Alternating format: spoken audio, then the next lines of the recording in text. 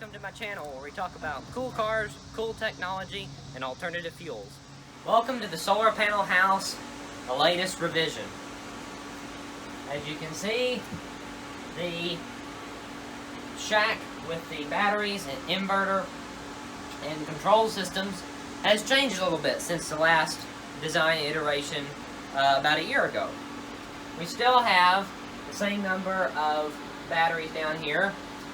They are Trojan T105, 6 volts, and some Trojan T875, 8 volt batteries. All deep cycle, golf cart style, lead acid batteries. Up here, where we had the control box and a smaller inverter, we now have a bigger inverter and no control box.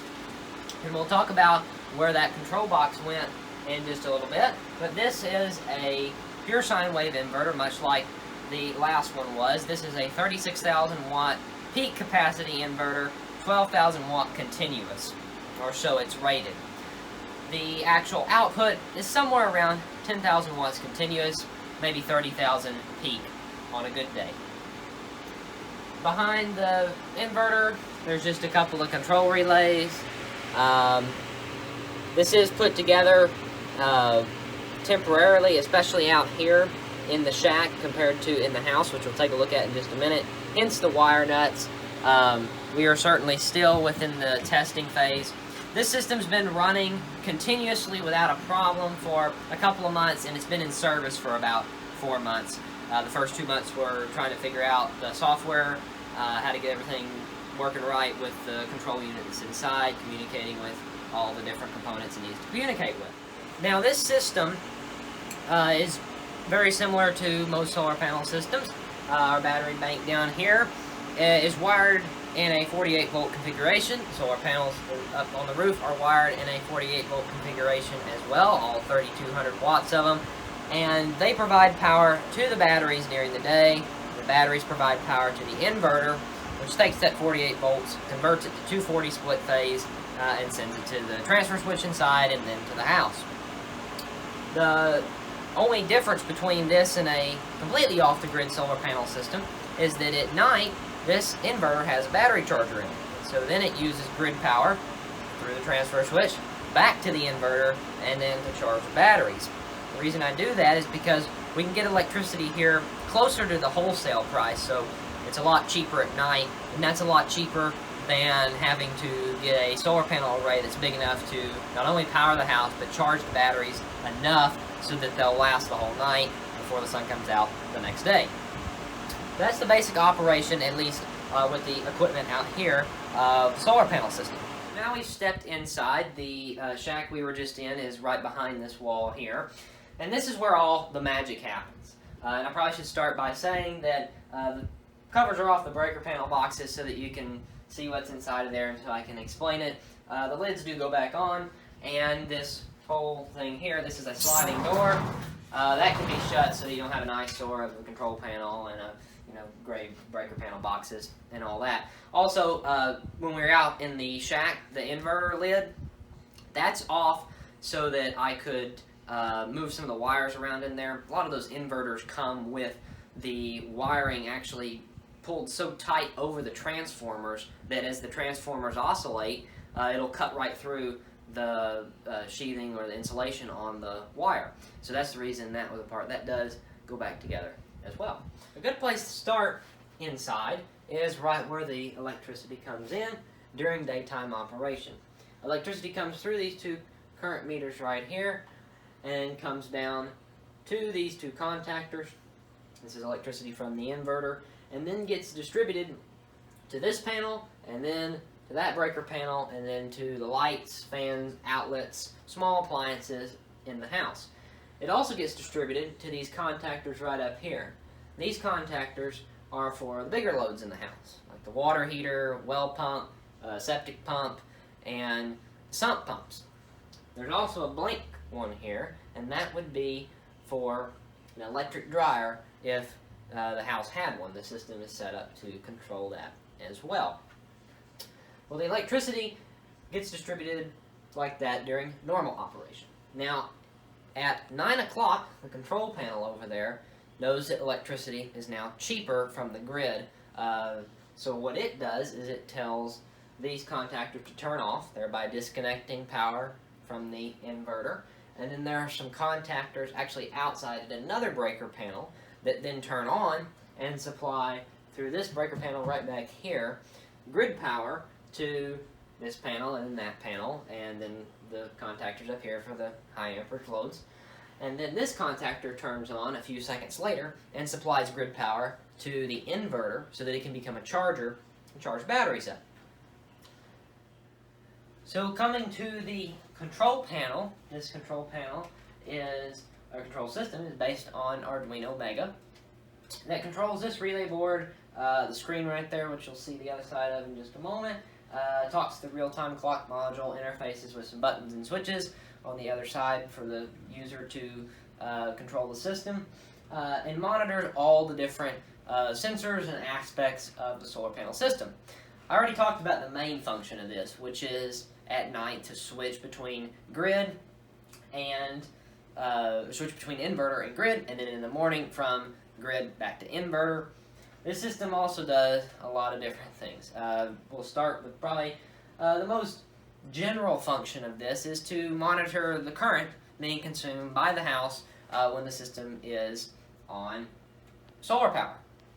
It'll make sure that there's not an overcurrent situation where the inverter is going to shut down, and if there is an overcurrent situation, it'll start turning off the big loads. So the contactors we saw with like the water heater and the well pump, it'll start kicking those off in a specific order until the current goes down, or until it's turned all of them off, at which point it'll put a message up on the screen that says, hey, something else in the house is using a ton of power because I've already tried to shut down everything I possibly can.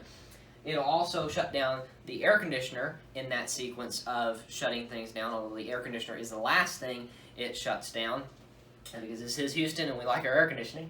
That's the last thing it'll shut down. Same thing if the heater's on, last thing it shuts down, but same sort of idea.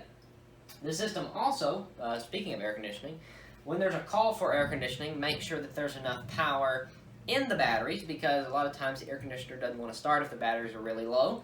So if that's the case, then it will start the generator, which we'll talk about in just a little bit, bring the batteries up a little bit, and then try to start the air conditioner. It also makes sure that the air conditioner starts, because sometimes, like I said, even with the batteries full, it won't want to, the air conditioner compressor won't want to kick on. And so it detects the current and makes sure that the air conditioner, there's a spike in current and then a drop as the compressor kicks on. If it doesn't see that, it cuts it off, goes through a process to try to get it going. Part of that process is also starting the generator, trying to raise the battery voltage even if it's already high.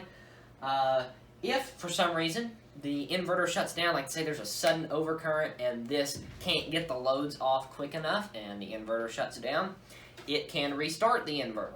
It can also, with a switch on the other side there, if for some reason you need to shut the whole power off to the house, you can flick it, it shuts down the inverter that way as well. When the batteries just generally get to a certain point, about 42 volts, it starts the generator to bring them back up to right around 48 volts, and then we'll shut it down.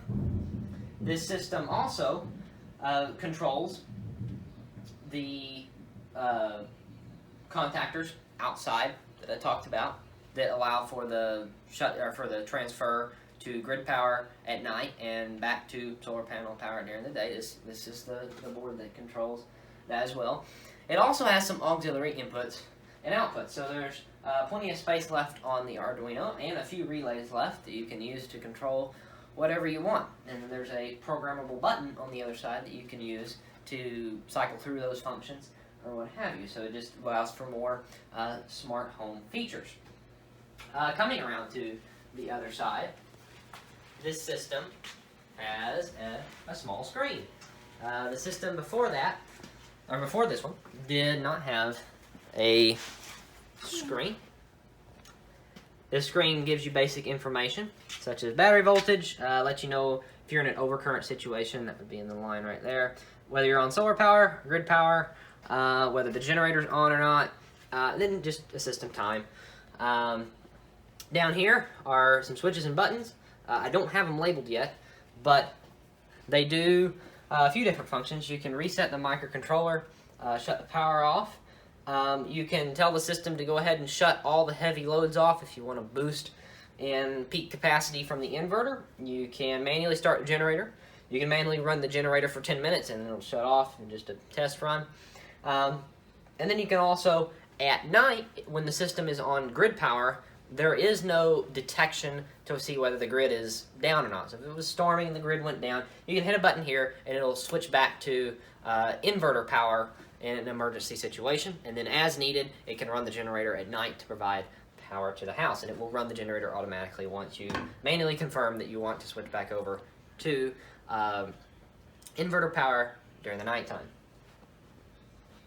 We'll now take a look at the generator, which is outside. Here she is, all 6.5 horsepower. This is a inverter generator.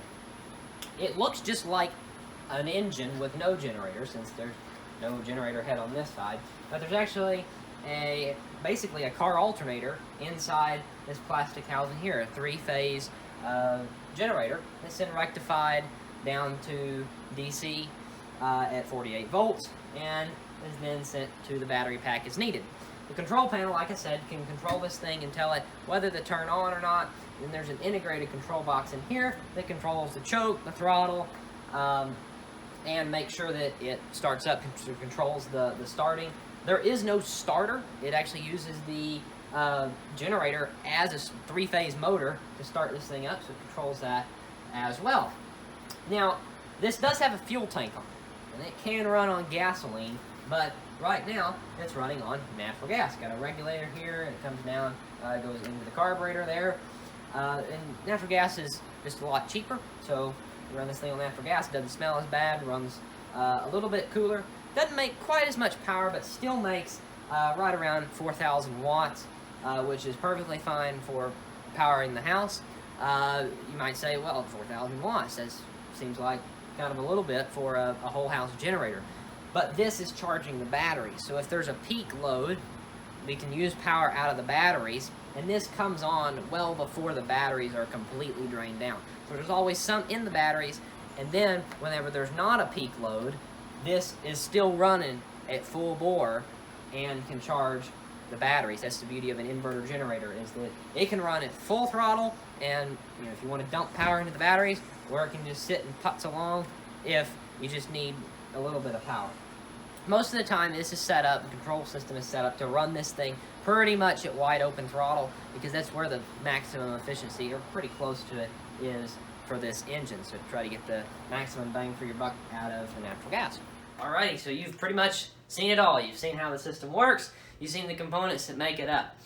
One kind of elephant in the room is the laptop that's been sitting here.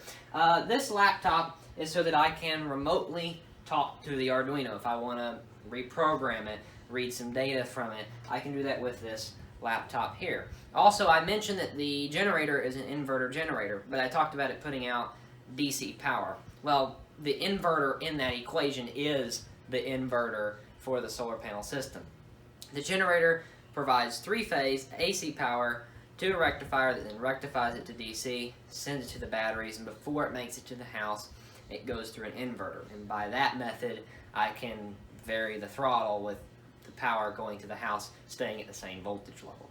Just wanted to clear that up and talk about our elephant in the room. Thank you so much for watching. Hope you enjoyed it.